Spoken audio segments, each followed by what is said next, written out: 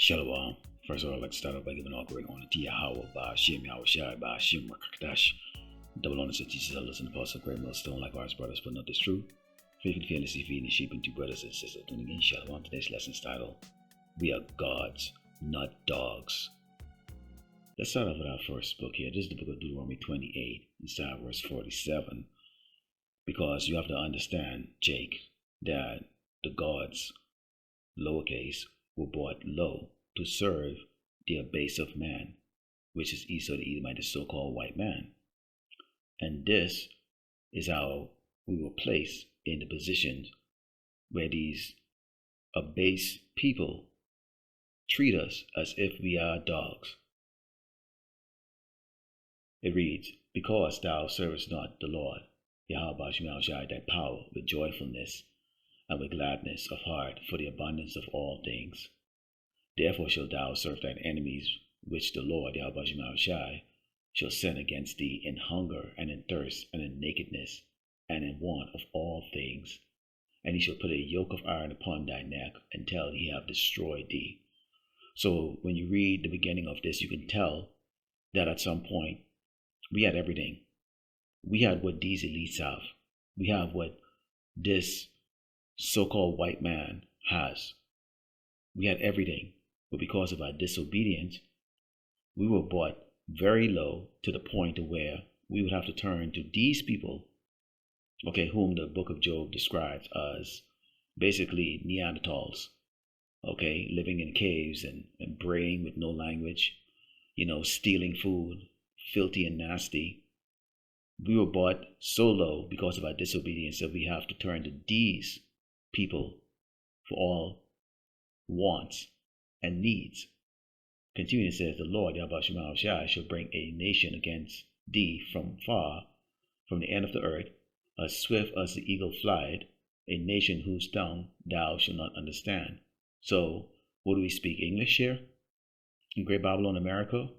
And we know the eagle, is the national bird of this nation. So this is speaking about where we will end up, serving in slavery, in bondage, being in suppression and oppression under the base of man. Continuing, it says, A nation of fierce countenance which shall not regard the person of the old, nor shew favor to the young. And he shall eat the fruit of thy cattle and the fruit of thy land until thou be destroyed, which also shall not leave thee either corn, wine, or oil, or the increase of thine kind, or flocks of thy sheep, until he have destroyed thee. So no matter how hard Jake worked here in Great Babylon, America, no matter what business you start, we know for Black Wall Street. So clearly we cannot surpass the power of the judge. And who's the judge? Yahweh, the Most High. Let's go to Ecclesiastes 12 and 10. Because the nature of a dog is to be trusting. Dogs are gullible, and pretty much a dog would go to anyone that feeds it. You go, which is how, people typically call a dog. I don't know, maybe people have other ways they call dogs. But if you go and you have some meat or some type of food, a dog is curious. It'll wag its tail, it'll come walking up there. And people who abuse animals, the first thing they do is gain their animals' trust. They'll start off nice. This is how Esau view us, like animals. This Ecclesiastes 12 and 10, it reads, Never trust thine enemy, for like as iron rusteth, so is his wickedness. Though he humble himself and go crouching, yet take good heed and beware of him, and thou shalt be unto him as if thou hadst wiped a looking glass, and thou shalt know that his rust had not been altogether wiped away. So he's constantly wicked. This is how he gets you to trust him. But once you trust him, he shows you his true intentions. In fact, when you go into Jeremiah 4:22, it reads, For my people is foolish, they have not known me, they are sordid children, and they have not understanding. They are wise to do evil, but to do good they have no knowledge. So the Lord referred to us as sordid children, foolish. We're very trusting, even though we had the laws given to us. We have this book. Our people still, like dogs, will trust this man. And when you look at how everything is set up today, all the snares that this man has been doing, okay, the entire time that we've been here, all of this, okay, is an effort to tempt Jakes, okay, into not believing or having faith in Yahweh Bashim Yahweh Shai. Okay, it is to break you. Now I'm going to show you a little clip and we're going to continue on. West Oakland, California is a predominantly African-American neighborhood. This is the home movie footage of one resident, Ernest Bean.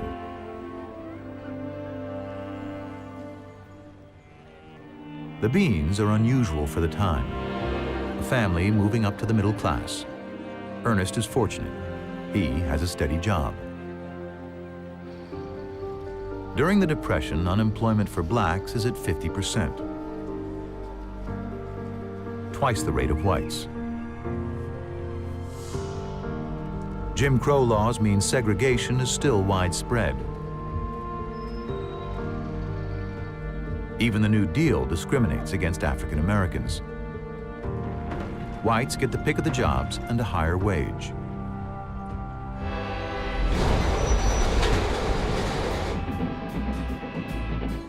One place black men are welcome to work is on the Pullman sleeper trains.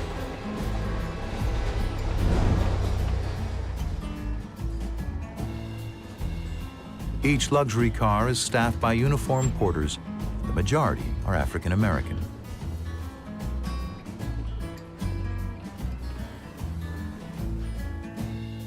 Ernest Bean is one of these porters. His job provides a stable income through the Depression, but it comes at a price. Black journalist Thomas Fleming observed, "A porter had the best job in his community and the worst on the train." All that I know, they teach you to mind your master and your missus. Been slaves all our lives. My mother was a slave, my sister was a slave, father was a slave. They treat me nice as they could treat me. And if I want anything, I'll ask for it. I was taught it that way by my old master. These are the voices of former slaves, victims of one of America's greatest crimes against humanity. Listening to them speak and hearing their lamentations does a different level of justice than history books ever could. John Henry Folk was a storyteller and radio show host who in 1941 started doing interviews with former slaves in a project to bring awareness to racism. One former slave he interviewed was Fountain Hughes. Little did Folk realize this interview would be one of his most important. My name is Fountain Hughes. I was born in Charlottesville, Virginia. My grandfather belonged to Thomas Jefferson. My grandfather was 115 years old when he died, and now I am 101 years old. Although many slaves were kidnapped or abducted, Hughes was different. He was born of slaves, as was his father. He didn't know any other life. It was what they call, we were slaves. We belonged to people. They sell us like they sell horses and cows and hogs and all like that, have an auction bench, and they put you up on the bench and bid on you, the same as you're bidding on cattle, you know. The auction bench was an infamous place among slaves. Here, people would learn not only who their future masters would be, but exactly what price a person could put on another person. Sell the women, sell the men, all that. And then if they had any bad ones, they'd sell them to the nigger traders, what they call the nigger traders, and they'd ship them down south and sell them down south. After leaving the auction, they would be at the whims of their new masters. Of course, when someone is considered to be a piece of property rather than a person, little is done to make them comfortable. Deplorable living conditions, tattered and worn-out clothes, and sometimes a bare minimum of food were all that slaves were given. Colored people didn't have no beds when they were slaves.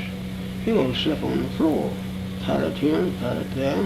Just like a lot of wild people. We didn't know nothing. Didn't like to look at no book. Often, the slaves were only dressed in what they showed up in, made mostly of rag and cloth. The lucky ones may have had a pair of shoes or some denim. So I never wore no shoes until I was 12 or 13 years old. And now people put on shoes on babies, you know, when they're a month old. I don't know. Put shoes on babies just as soon as you see them out in the street, they got shoes on. not much attention was given to the slaves' diet. More times than not, they would only have things like soups or stews made from the scraps of the master's dinner. Wooden trade, dug out, all about that long. Urban renewal, which means moving the Negroes out. It means Negro removal. That is what it means. And the federal government is an accomplice to this fact. That so-called urban renewal also included a federally sponsored interstate highway system, which was intentionally designed to mow through vibrant Black neighborhoods. Take Miami, for example. 2 highways, I-95 and I-395, bulldoze right through the predominantly Black and low-income Overtown neighborhood, previously called Colored Town during segregation. The Department of Housing and Urban Development and the federal government writ large in the first 7 decades of the 20th century invested billions of dollars in racial segregation and concentrated poverty. Each time this country created a peculiar institution that subordinated Black people, slavery, Jim Crow, it created and dismantled it. They replaced it with another one. And the iconic Black ghetto, I don't use that as a pejorative, I use it as a descriptor, was a follow-on institution to slavery and Jim Crow. That's the legacy that every new administration inherits. Now, as you saw in those clips, okay, it is to keep Jake in a reminder of what this man has done. None of it is for the benefit of us. They see us as dogs, not gods, dogs. This is Ecclesiastes 13, verse 4 reads, If thou be for his profit, he will use thee, but if thou have nothing, he will forsake thee. If thou have anything, he will live with thee, yea, he will make thee bear, and will not be sorry for it.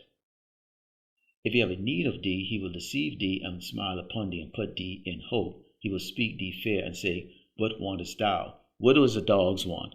Dogs want to be pat, they want to be fed, they want to be hugged and cuddled, and played with. And this is exactly the mentality of our people. Okay?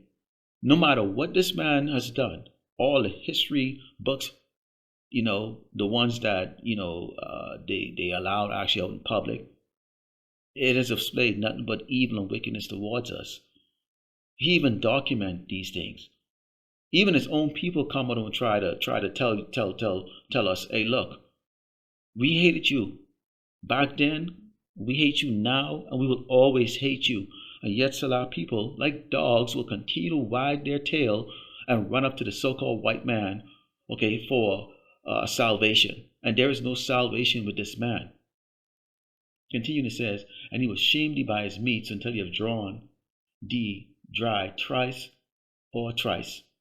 And at the last he will laugh thee to scorn afterward. When he seeth thee, he will forsake thee and shake his head at thee. So when you look at this entire passage here, you can think of these celebrities. Michael Jackson comes to mind. Okay? Prince.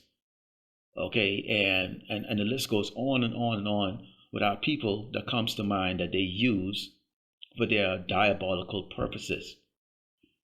And when the time comes, they will discard you. They may even put you to death themselves. They're all about taking and taking and taking, but never actually giving. And why would they want to give? Okay? Because we're just dogs to them. At the end of the day, Jake can do some tricks, play ball, fetch the ball, maybe sing a tune, whatever. But really, when you think of a dog, as much as you are amused by it, at the end of the day, it's just a dog. This is Isaiah 31. It's how it's run, because this is the mentality of our dogs. Okay? That's why Jake doesn't like to use that tone. That's my dog. That's my dog. Think about that. That's my dog. That's my dog. Why can't you say, that's my brother. That's my brother. That's my king. That's my... Why aren't they saying that? See, we're the only ones that say that. The one that knows that we're gods. But this is the most of Jake's them. They're in this mentality. Woe to them that go down to Egypt, which is places known as spiritual Sodom in Egypt, for help, and stay on horses and trust in chariots, because They are many, and in horsemen because they are very strong, but they look not unto the Holy One of Israel, neither seek the Lord Yahweh Shemel Shai. Why? Because they're getting treats. So that's what Esau is good at, man. He's good at giving you treats. That's why, in Ecclesiasticus, 13, okay? And when you go to verse 6, it says, if you have a need of thee, he will receive thee and smile upon thee and put thee in hope. He will speak thee fair and say, what wantest thou? Okay? And Jake want acceptance. It says, yet he also is wise and will bring evil. This is going back in Isaiah 31, verse 2. And will not call back his words, but will arise against the house of the evildoers and against the help of them that work iniquity.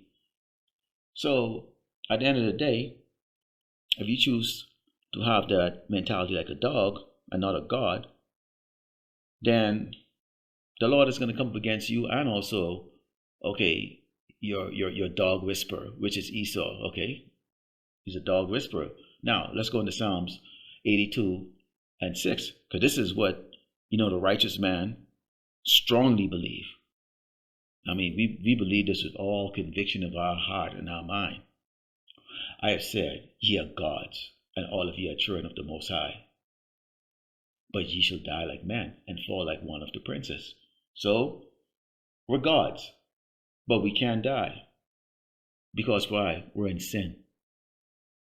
These princes, they can die, because they're in sin. Now, let's continue on here. This is Proverbs 3, and Proverbs 5 reads, trust in the Lord Yahweh Shemel Shai with all thine heart, and lean not unto thine own understanding. How would you do that? First of all, you have to have an ear to hear the words that's coming from the prophets and believe that they're true. And when you believe that it's true, then you're going to trust in Yahweh Shemel Shai, who is the almighty power, the true living power, the true living God, uppercase. So we're not going to lean on our understanding of what we've gone through. Obviously, through Deuteronomy 28, we've gone through some serious hell even up to this day. This man has done a great job persuading our people to believe we're nothing. It says, in all thy ways acknowledge him, and he shall direct thy path. So we can't direct our own path. That's why we always give praise and thanks and honor to Yahweh Shemel Shai. At the end of the day, man, none of us have the ability to navigate through this jungle of mess and snares that Esau's created without the help of Yahweh Shemel Shai. None. No, none of us.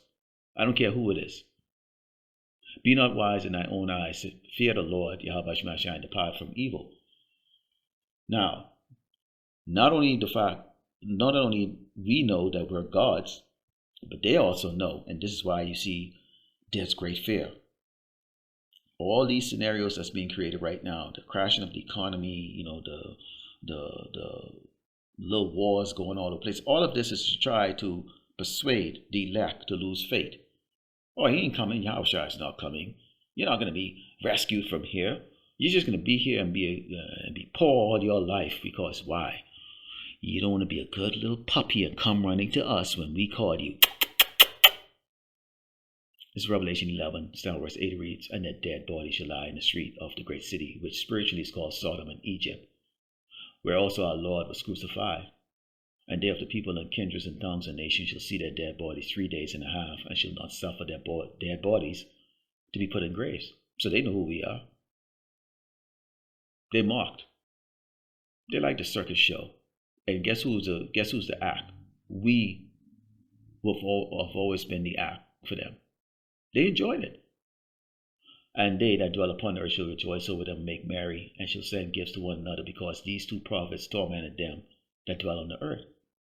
And after 3 days and a half, the spirit of life from power entered into them, and they stood upon their feet. Great fear fell upon them which saw them. Why are they in fear? Because the gods are awake. They're not afraid of dogs. They're afraid of the gods. They're afraid of us because we are gods, not dogs. They're not afraid of Jake out there that come running up to them every time they go, you want some, boy? What they're afraid of is the gods. Okay? The men that know that they're gods. This is Ezekiel 35 and 10. Start verse 10 reads, because thou hast said, these two nations and these two countries shall be mine, and we will possess it, whereas the Lord Yahweh Shai was there. Therefore, as I live, said the Lord power, I will do according to thine anger and according to thine envy, which thou hast used out of thy hatred against them, and I will make myself known among them when I have judged thee. Okay? So guess what?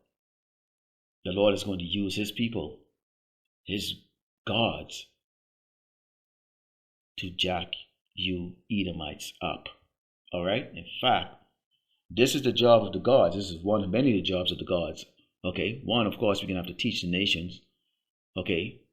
Get all that filth out of their minds that they've learned from Esau the Edomite, the so-called white man, the base of man.